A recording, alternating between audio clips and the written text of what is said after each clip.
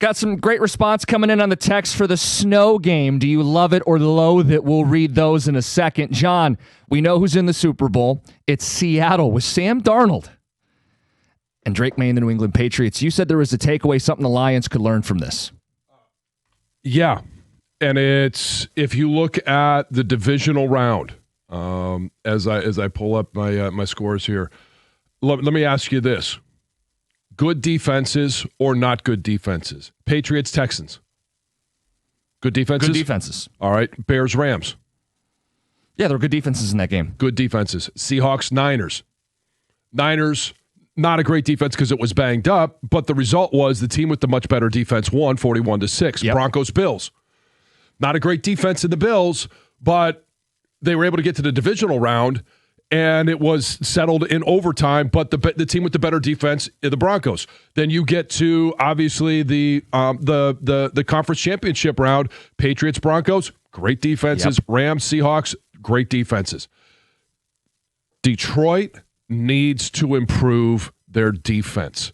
I know that there's been a shift in what wins Super Bowls or what is, and we saw it in, 23, get to the NFC Championship game, you're up 17, and if you just simply catch a ball, you most likely win that game. Mm-hmm.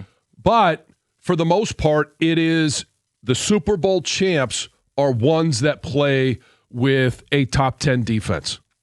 And you're looking at all the teams that are left in the conference championship game, they're all top 10 defenses. Look at the two coaches who are coaching their teams in the Super Bowl. Where's their side of the ball? Defense. Their expertise is defense.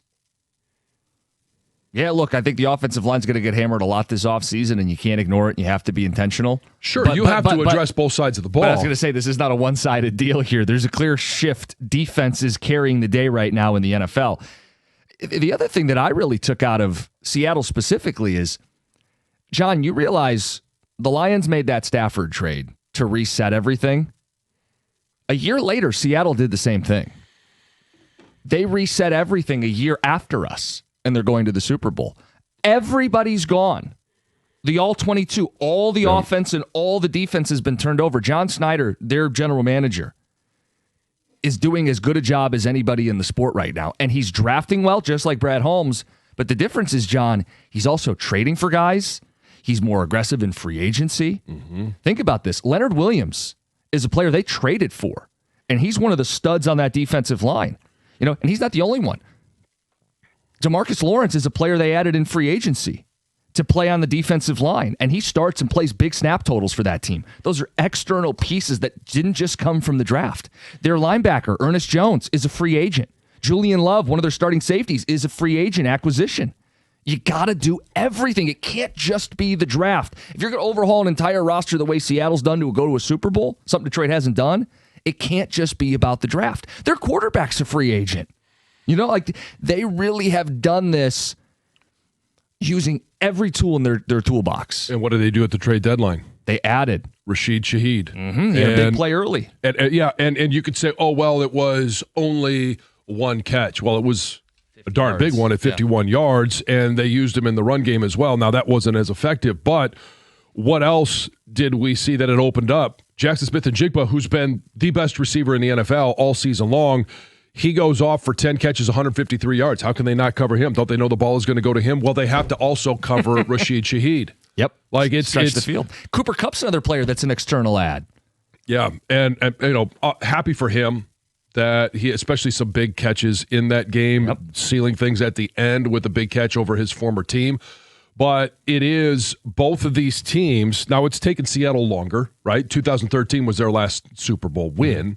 And so 13 years to get back to being in position to win a Super Bowl. And I think that's the ultimate outcome against an inexperienced, not ready to win a big game offense. Because if Bo Nix plays in that game for Denver, who knows what happens, especially because of the snowfall. Of course. But who knows what happens. But I do believe they were more advanced offensively than what we've seen from New England and Drake May. Now, Drake May is probably the oncoming superstar. Yep. He probably finished second in MVP voting to Matthew Stafford. But it's, as you pointed out, for the Rams, just looking at these couple of teams that were playing in the NFC Championship game, 2021, that was their Super Bowl. 2022, 5-12, following a little bit of Super Bowl hangover, injuries. Yes. 5-12 out of the playoffs. And we kind of all said, F them picks, what's going to happen? They take 1 year to reset. Then it's 10-7 and 23, and we know famously they lost to the Lions in the wild card game. 10-7 and 24, they made it to the divisional round. So it's one step further, and then lost in the NFC Championship game, but they were 12-5, and they won a very tough division. Yeah. I mean, sorry, came up second to the team that they ended up playing. I know what you meant. What Seattle, though, just to go back to them, what they've done, of course they've drafted well. JSN's a draft pick, right? Devin Witherspoon's a draft pick. Like this freakazoid safety they've got is a draft pick. Like Kenneth Walker's a draft pick. You have to draft well. Their tackles are both homegrown. Gray Zabel's a rookie at left guard. You have to draft well. Brad Holmes has done that part well. But then he's been so obsessed with like re-signing his own guys early and keeping his own guys and making sure there's spots for his own guys. You have to complete the test. You can't stop once you've drafted well. You have to keep going, and you have to add. And I think that becomes the lesson. New England and Seattle were aggressive free agent teams this last year. It doesn't always work, but you have to play along. You have to do everything. Always been, and I'm not going to sit there and say injuries last year for the Lions or injuries this year for the Lions, because even with a healthy defense, did we think that the Lions were going to have – now, they may have had a top 10 defense throughout the course of the year last year. Yeah. This year, even with a healthy secondary, were they going to be a top 10 defense?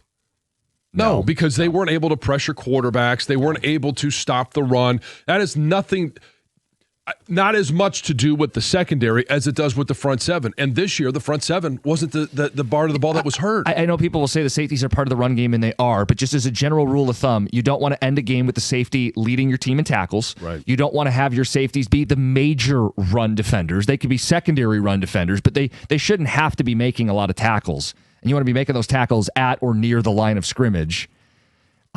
Yeah, no, you're right. Even if the safeties were healthy, the Lions still need to address their front seven in the free agency and the draft. And it's honestly just the front four, because you have the best linebacker in the NFL, in Jack Campbell. Yeah, but the NFL identified him as such. I agree with him. He had a hell of a season. Anzalone pending free agent, Derek Barnes mixed bag. It's not like linebacker something you can ignore.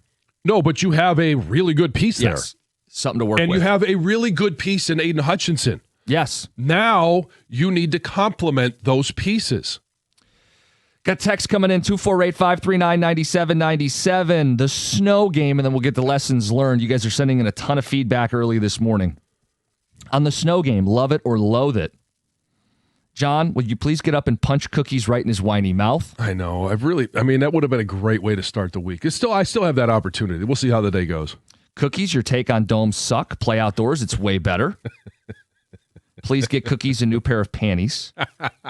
Please give me Dome a drop from Cookies.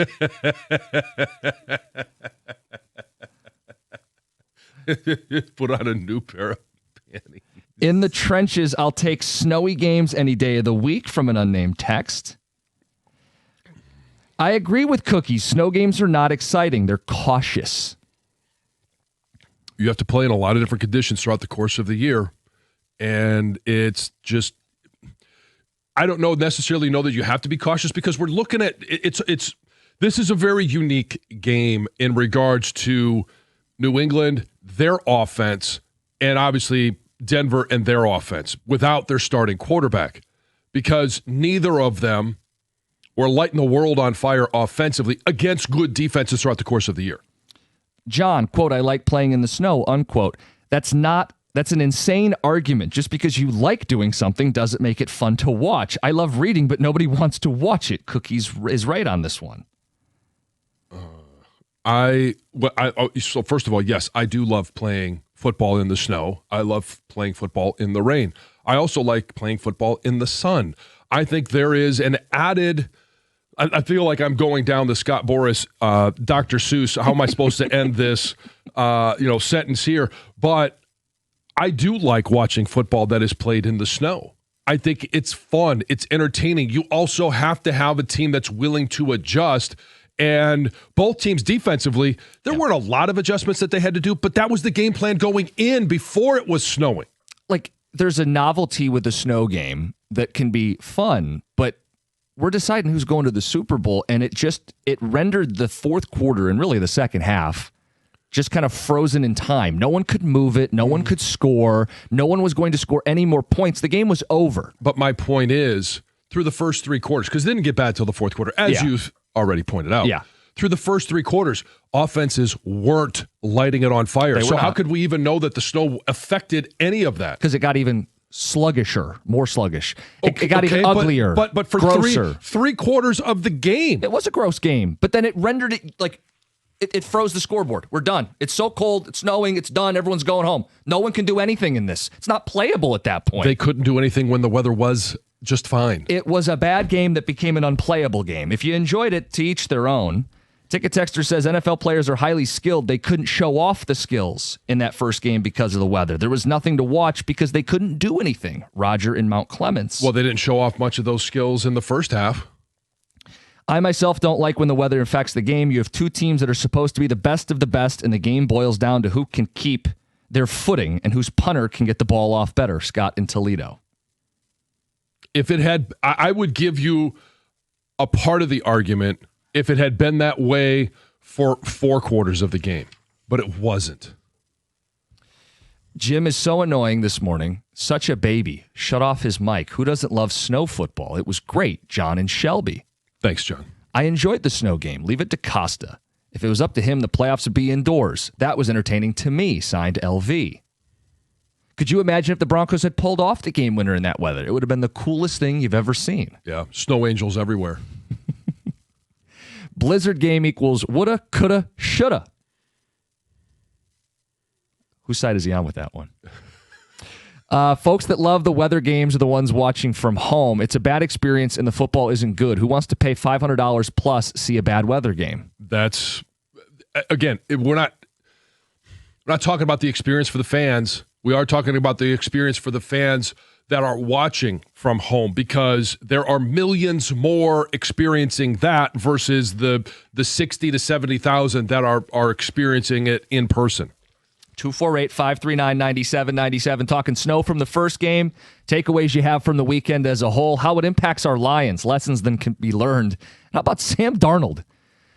I think that shuts down any of this Goff conversation. If Sam Darnold, bigger cap hit than Goff, can play in the Super Bowl, Detroit can too. Just got to do all the right things around him. I will see if he can seal the deal. Mm-hmm.